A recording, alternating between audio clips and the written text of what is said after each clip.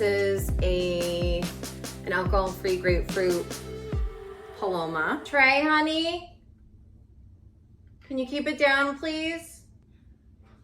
Thank you, love you. I have been asking you guys to ask me questions, and the time has finally come for me to answer them. I am answering 20 questions today while I'm getting ready for the day. I'm getting ready to go meet up with one of my siblings who's visiting from Maine, hence the sweater that I'm wearing. Oh, I didn't realize this was a Game of Thrones glass. I've actually never seen the show. That's a lie. I've seen like the first 2 or 3 episodes. But anyway, I'm gonna stop babbling before I go on a tangent that no one even asked me about. My questions are over here. Okay, here we go. Oh my gosh, that's really good. What inspired you to start on YouTube? YouTube for me felt like the next right step. I actually started my first blog in December of 2010, so 15 years this month. I believe it was on December 30th. It was like right before New Year's. And I posted pretty consistently on that blog for about 6 or 7 years. By the time I stopped, I was actually coaching other bloggers. I had a life and business coaching business. I was doing e-courses, writing ebooks, things like that. I eventually stopped blogging entirely and I started a podcast. I had the podcast for about 5 years. It was called Thank You for Laughing. And I'm actually kind of in the middle of rebranding it. I've been wanting to rebrand it for a while, but it's just like another thing that I haven't had the time or energy to do. I've always kind of had a YouTube channel because I had other online things going on with my brand. My blog went from being called The Loudmouth Lifestyle to Own Your Bold, which is where the name Own Your Bold comes from, and I still have that handle everywhere. Even though I've had a YouTube channel for 15 years, maybe a little less than that, I actually didn't start vlogging consistently until about 1.5 years ago in April of 2024 when I left my job. I finally had the time and energy to do it, even though I didn't have the money for like a fancy camera or any fancy equipment. I feel like I was waiting for a really long time because I just felt like I didn't have anything that I needed to get started, but really you just need your phone. I still use my iPhone 12 to record and film my vlogs. I actually did end up buying a camera at one point and I've used it like once, maybe twice. It's in a drawer at my parents' house. Like, it's just more convenient for me to use my phone. I would love to get a newer phone though. Sharing online for me has always been completely normal. Oh, I wanted to use one of these. See, this is why this type of thing is really hard for me. I'm not good at multitasking, okay?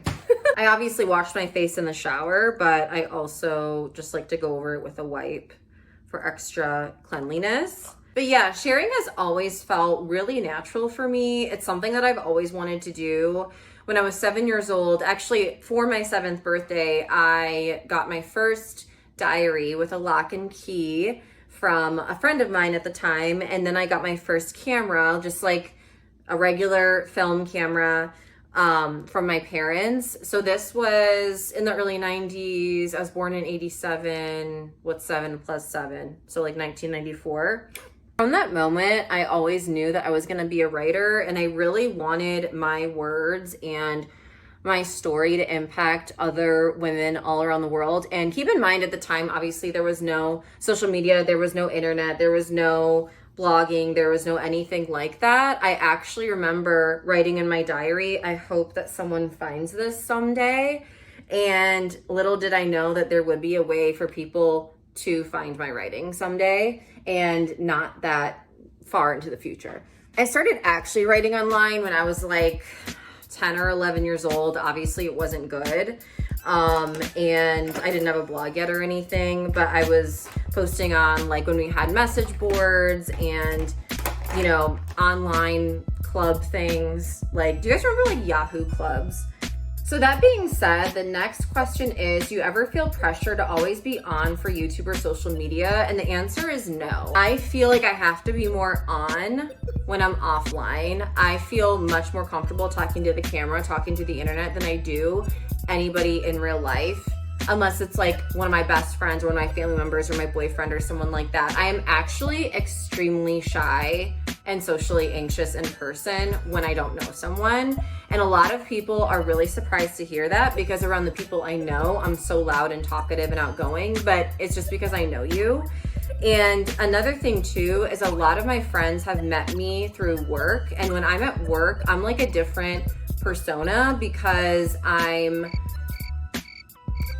don't even know how to describe it. I guess it's like, it's not like acting, but it is like I'm playing a role. And again, that's like I'm on, right? When I'm at work. So I kind of like take on that outgoing part of my personality, but I would say in my personal life, it is more reserved for a particular set of people. It's just, I guess, easier for me to tap into that side of me when I'm in a work environment, because you're kind of like supposed to be that way. So I kind of categorize these, and the next section is about work, mom life, things like that, being a working mom. So what does a realistic weekday look like for you as a working mom? So if you watch the 5 a.m. diaries, then you'll know exactly what my days are like, but just for like a little quick rundown recap, I normally wake up at 4 or 5 in the morning, 6 at the very latest, Monday through Friday. I get myself ready, I get Trey ready. He can do most things by himself. He's 11, but he is autistic, so he does need a little extra help than maybe most kids his age. And so once we get out the door, I need to drop him off at school, and then I get to work. I start work at 7:30 in the morning, I get off at 4, and then I go pick him up. And then I would say most days, not every day, but most days we have something going on after school and work, whether that's an appointment for him, appointment for me, errands, you know, something like that. And we try to do a play date, I would say maybe like once a month. I would like to do more, but honestly, we're just so busy with everything else, and we're so tired by the time the weekend comes that it's really hard to like put ourselves out there and like want to be out in the world. But once I get home, I help Trey with homework, and then we have dinner, we get ready for bed, we get ready for the next day. I try to chill out and relax with my boyfriend for a little bit before bed, but it doesn't always happen. I usually try to read before bed or do something to kind of quiet down my mind and my spirit. But also, I would say most days out of the week, I do have some sort of side hustle work to do.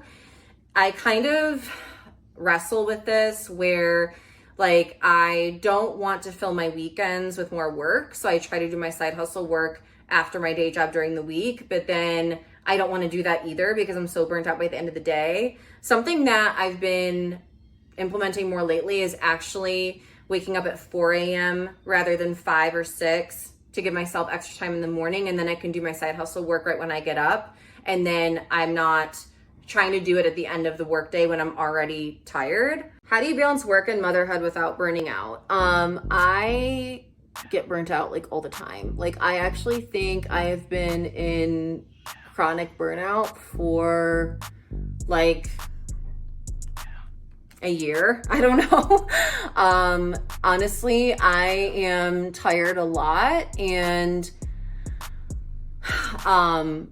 I have a really hard time keeping up with everything. I have cut out a lot from my life, but I still have so much responsibility, and it's been really tough to like keep my energy up and take care of myself and, you know, all of those types of things. Oh, my knees were hurting. We're getting old. Okay, actually, this is like way better for the lighting too. So yeah, I would say, how do I balance it? I mean, I balance it the best I can by, well, this is work and motherhood. This isn't like work and everything else, including motherhood. So work and motherhood for me has actually always been pretty easy to balance. Trey, I am extremely blessed that Trey has always been a pretty easygoing kid. Even with having ADHD and everything else, like he has always been, and maybe it's because I have never been afraid to do things with him out of the home, but like whenever I haven't had a sitter, like when I was working for myself 100%, like I would just bring him to work with me. Like I would bring him everywhere. If I couldn't find a sitter, or if I couldn't afford a sitter or whatever, like he's used to doing everything with me. So it kind of just all blends together. And now that he's in school all day, I mean, I obviously don't watch him while I'm working during the day. And as far as side hustle work goes, again, like he can be alongside me, but I also don't want to just be working all the time. So, I mean, I turn it off. I choose to say, okay, I'm not doing anything today. I mean, yesterday we went to the movies. Like I take him to Chuck E. Cheese all the time. We're literal members of Chuck E. Cheese. Like we do fun stuff all the time. We just went to a museum like a week ago. I just force myself to turn it off because there's always going to be something to do. And if you are someone who feels like you're always trying to keep up with everything, it's hard to stop and just be like, no, I need to have some fun. And that's really what it is. Like, it's not just about your kid, it's about you, and it's about the two of you like having fun together and like making those memories. And I don't want my son's memories to just be of me working all the time. Another thing too is like as kids get older, they don't want to hang out with you as much anyway. Like honestly, like my son half the time is like, can you go away? Can I have my space, please? That's what we try to get him to say. Like, you know, he doesn't want to hang out with his mom all the time. He's 11, he's growing up, and he's gonna be in 6th grade next year. He's gonna be in middle school. Like he, you know, he's very content to be by himself, but I also want to be there for him, and I want to make sure we're still getting in that quality time. So I don't know, that seemed like a really long answer to that, but hopefully that helped. How do you manage mom guilt when work feels overwhelming? I mean, I think I kind of answered that. I don't feel super guilty about working because I've kind of always been able to blend it together. And also, you need to work to survive, to take care of your child. And I think it's really important to explain that to your child. Like, hey, I wish I didn't have to work this much, but this is the reality. And in life, you have to work hard to make money. And my parents always taught me a really strong work ethic. Again, it's just about trying to keep a balance, and also, yeah, being real with your kids and making sure they know why you're doing what you're doing. And if you don't need the money and you're still working 24/7, then you need to figure that out, because I wouldn't work as much as I do if I didn't have to. I enjoy most of what I do, but I still wouldn't do it as much if I didn't have to. What boundaries have you set to protect your energy this year? I kind of just like stopped getting ready. Did you guys notice that? I have gotten really good at boundaries because I kind of have to be, because my time and energy is so limited. My body will shut down and I will get sick if I do too much, because I've seen it happen. So I'm kind of like forced to have boundaries, and like no one should have to get to that point. But I think it's just about, this is what boundaries, it's not like how you came up with them. I feel like I keep expanding. I'm giving you guys like extra credit on these answers.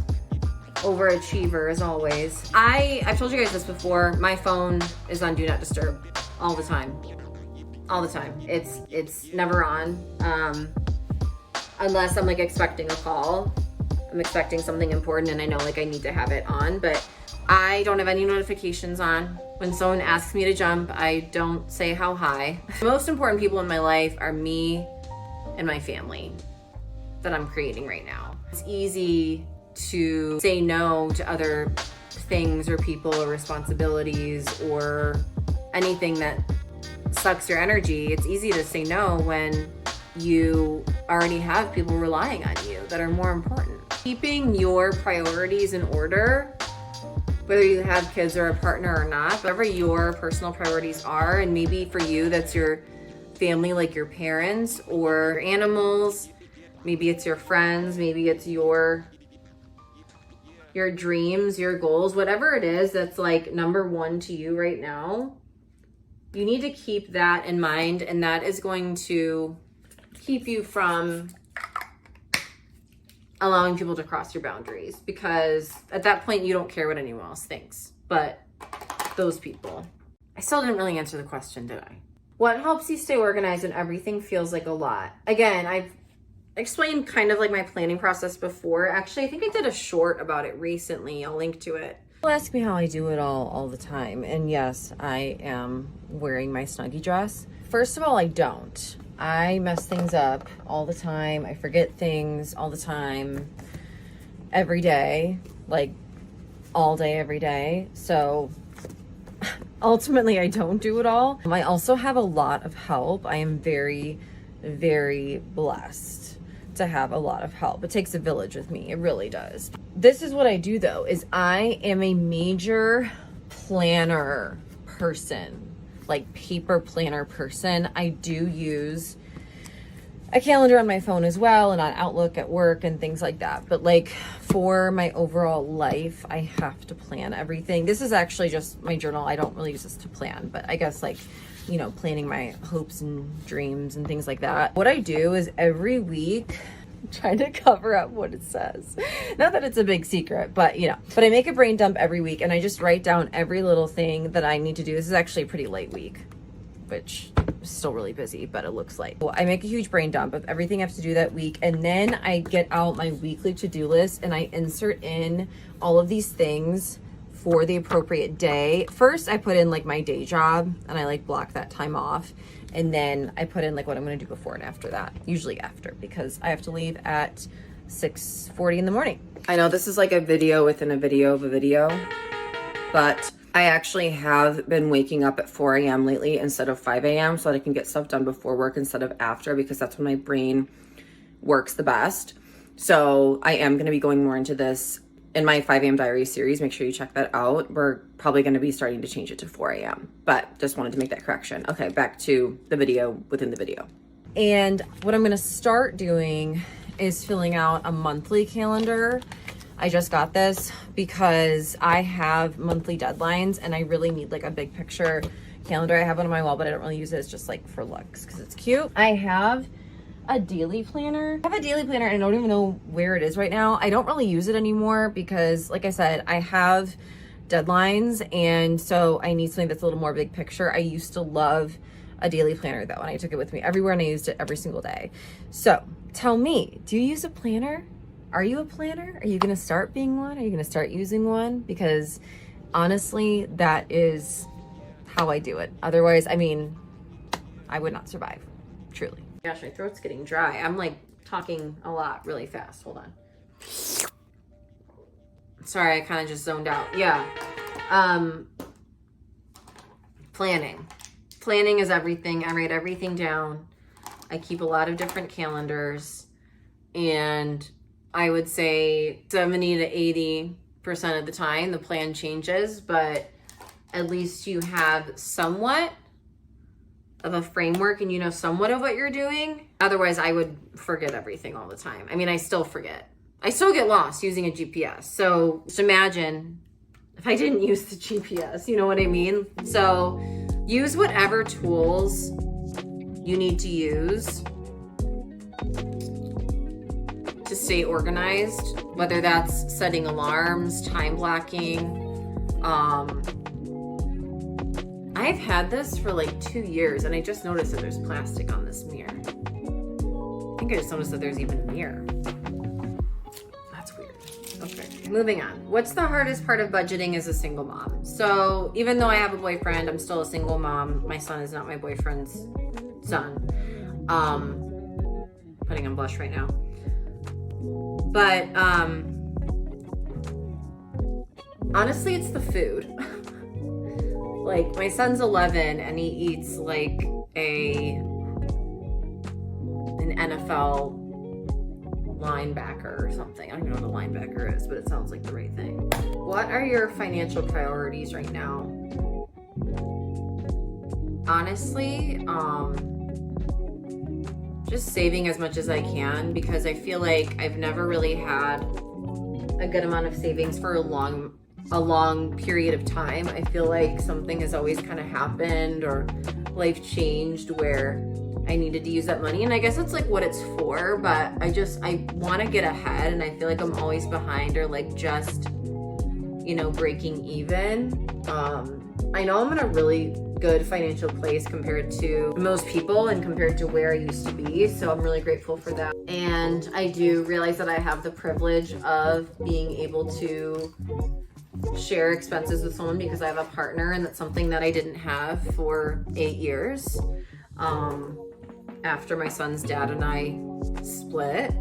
So, you know, I have been able to get to this place because of my own choices, and also because I've been very blessed to have parents that I could move back in with, you know, because I did that a couple times. Have a boyfriend I can move in with. I'm extremely grateful for these people, and it's in part because of that privilege that I'm able to pay off more debt faster, right? I don't even know what I'm doing at this point, you guys. This is just gonna be like 4 hours of me talking that I have to edit. Like, the amount of times that I said like, you know, and in this video. Sorry, we just brought the other cat over and they're hissing at each other in the background. But anyways, yeah, this has been a nightmare to edit, so I won't be doing this again for at least another year. Oh, this is not gonna be good. I don't know what I'm doing with my makeup either. Should I just redo this whole video? I don't know. What's one budgeting system that actually works for you? Good old-fashioned spreadsheet, y'all. And I've linked to this before, and if I can find it again, I'll link it again. But was it 2 or 3 years ago now, I started using a spreadsheet that I found on Etsy for like, did I already do this? I think I already did this. Oh, but I need to fill them in. I found a spreadsheet on Etsy that I bought for like $3, and I've been using it ever since, and I just copy it every month and make a new one for the month, and I fill in everything that I spend and everything that I make. And for a long time, I was sharing all the details on my podcast, and then I started sharing it on my YouTube channel, and then my identity got stolen, and that was a crazy time that happened this past year. So I'm being a lot more careful about what I share and where I spend my money and things like that, because I don't know how they got that information. What does your gentle wellness routine look like right now? I'm really proud of myself for actually implementing a wellness routine again this year, because I did not really do that for a long time. I've kind of gone through phases, like year by year, every few years. I'm just like cleaning up around me. Oh, I didn't even put on mascara, did I? I've been doing these things every morning. I'll meditate, journal. Well, usually I'll stretch, meditate, journal, read. Actually, I don't know. I think I just do like whatever order I want that day. But those are the things that I do. And it's been really nice. Really, really nice. And it doesn't take that long. I just do like a few minutes of each thing, depending on how much time I have, how much energy I have. Yeah, I really need to like blend this blush. Okay, there we go. I need setting spray. I'm feeling like greasy now. How do you prioritize wellness when you're stressed or tired?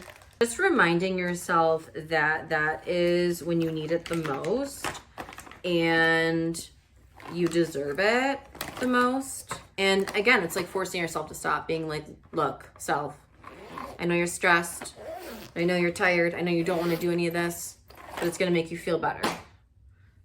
You know it. I know it. You got to like give yourself a pep talk.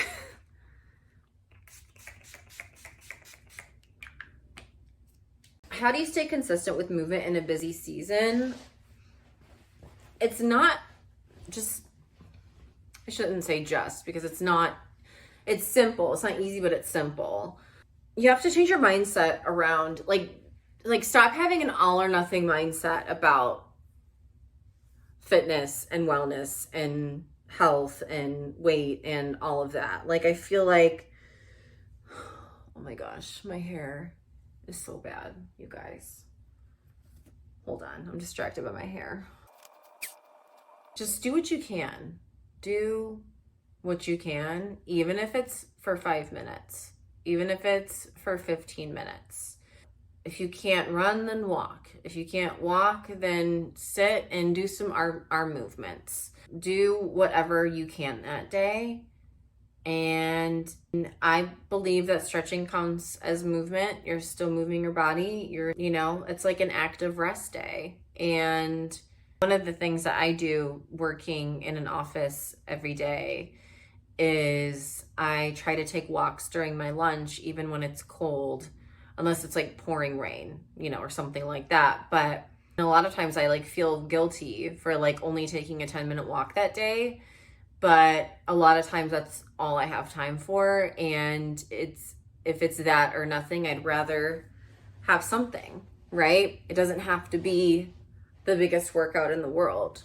And it's reminding yourself that it's about how you feel, not just how you feel physically, but how you feel mentally and how that's going to help. Getting some fresh air. What has a healthy relationship taught you this year? When you're in a healthy relationship, it affects every part of you. It affects your whole life. And I was always taught by everyone that you should never rely on someone else. You shouldn't trust someone else fully. You should never let your relationship define you or let another person make you happy, or happiness shouldn't depend on another person.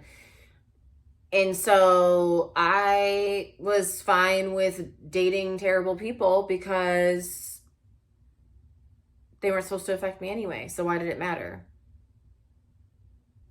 It does affect you. If you're a human, it's going to affect you.